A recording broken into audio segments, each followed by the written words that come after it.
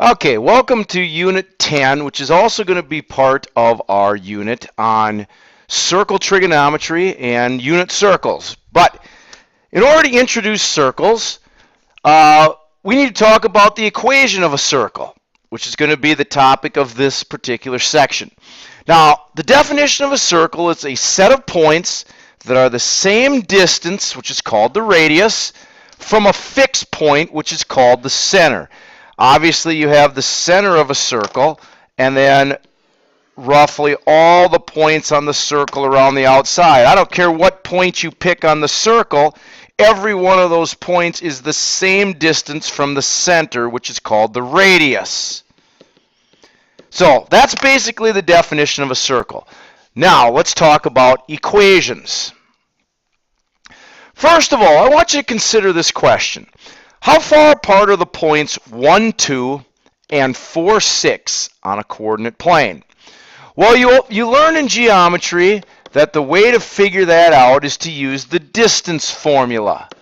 And the distance formula is the distance is equal to the square root of the two x values subtracted from each other, then squared, plus the two y values subtracted from each other and squared. Now, if I do that for this particular problem, the distance between these 2 points, if I put the x values in, I have 4 minus 1 squared plus 6 minus 2 squared. And if I work this out, I find out that I get 3 squared plus 4 squared, which is equal to square root of 25, which is 5. So these points are exactly 5 units apart. Now, why did I do that? In order to develop the formula for the equation of a circle. So I have a graph here with a circle on it, and you're welcome to draw that if you'd like. But I want you to consider what is the equation that creates this circle. And this circle has a center at 1, 2. So I'm going to put the center right there, 1, 2.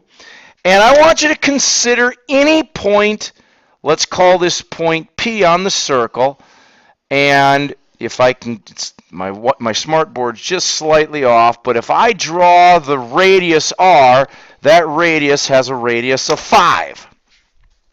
So what would the equation be that creates that circle? The center is at 1, 2, and the radius is 5.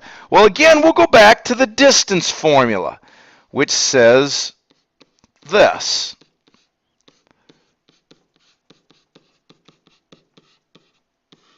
Okay, now let's just fill in our numbers. The center is at 1, 2. So we're going to put the center right there. So I'm going to put the center right there. Point P has the coordinate x, y. We don't know what it is. So we'll put in x for x2, and we'll square that, plus, and then we'll put y in for y2, and we'll square that. Now, that equals the distance. Well, what is the distance between those 2 points? Well, we just said that the distance of this circle is 5. Now, very simply, if I square both sides, I would get 25 over here, and it would get rid of the square root on the other side. And therefore, what I have in the red box is the equation of that particular circle. It's got a center of 1, 2, and the radius over there after the equal sign. Well, there's our formula. So, the general form of the equation of a circle, very simply, is x minus h squared plus y minus k squared, which is equal to r squared. H, K, is equal to the coordinates of the center of the circle, and R is its radius. Very simply, that's how it works. So, let's do an example. Let's say I had you write an equation of a circle with center at -2, -3, and it's got a diameter of 12.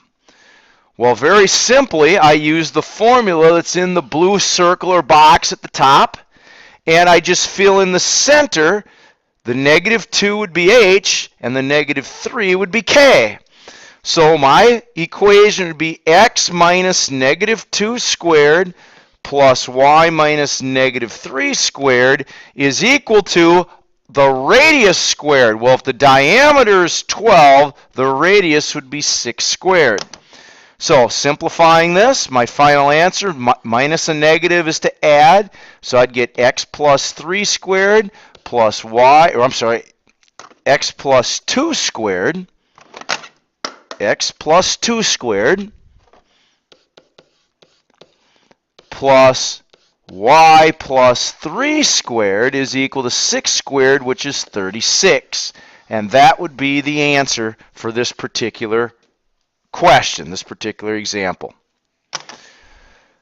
All right, now let's apply it. You can pause the video if you need to write it down, but a great example of where circles can be used is radio towers. I'm sure you've all driven along somewhere and had the radio on your car, and all of a sudden it goes and you can't hear your radio station anymore because there's too much interference. That is because there are two radio towers that are within a certain distance and their signals interfere. Well, their signals form a circle. So here's a particular problem that deals with this idea. A radio tower A is located at point -3, 2. If each square on the coordinate plane represents 1 mile, which radio towers are within a 5-mile radius of Tower A? Well, what I'm going to do is I'm going to draw you a circle. I'm going to draw you a circle that has the center at -3, 2, and has a radius of 5. Let's see if I can do this accurately. It would be roughly about right, let's see, maybe about right there. All right. Now, the question is, which radio towers are within a 5-mile radius? And I've got radio towers all over the place, including the one that I'm adding here, which is letter I. So, which radio towers are within a 5-mile radius? Well, we need to use the equation of the circle. The circle's center is at -3, 2. That's the center. And its radius, it's got to be 5 miles. So if I write the equation of the circle, I would get x plus 3 squared plus y minus 2 squared is equal to 5 squared, which is 25. However, it says within. Within. That means it can't be equal to, it's got to be smaller than 25. So we got to use an inequality symbol. Now, obviously, there are certain radio towers that are within my 5-mile circle. Tower H, Tower F, and Tower C. So, Tower H, Tower F, and Tower C are 3 towers that answer the question. We have 2 questionable ones. We have Tower B, and we have Tower I. And I'm going to circle those in blue. Those are the questionable ones. Obviously, E is not within 5 miles, D is not within 5 miles, and G is not within 5 miles. Well, how do you know if I is and how do you know if B is? Well, you got to test their coordinates in the equation. So, I has coordinates of 2, 3. So, let's test Tower I. We need to put 2 in for X, and we need to put 3 in for Y, and we need to see if it's less than 25. Well, 2 plus 3 is 5 squared, plus 3 minus 2 is 1 squared. Is that less than 25? 5 squared is 25, plus 1 squared is 1. Uh-oh, that doesn't work. That's equal to 26. So Tower I is not within a 5-mile radius. All right, so I'm going to erase that, and I've got one more tower to test on my problem, and that tower would be B. Tower B Looks like it's almost right on the circle. Tower B has coordinates -3, 7. So let's test Tower B. Coordinate -3, so we'll put that in for x, and then we'll put 7 in for y and see, is that less than 25? Well, -3 plus 3 is 0, so that's 0 squared, plus this is 5 squared. Is that less than 25? Well, that cancels out, and I get 25. Is that less than 25? And again, that answer is no. So Tower B is also not within a 5-mile radius.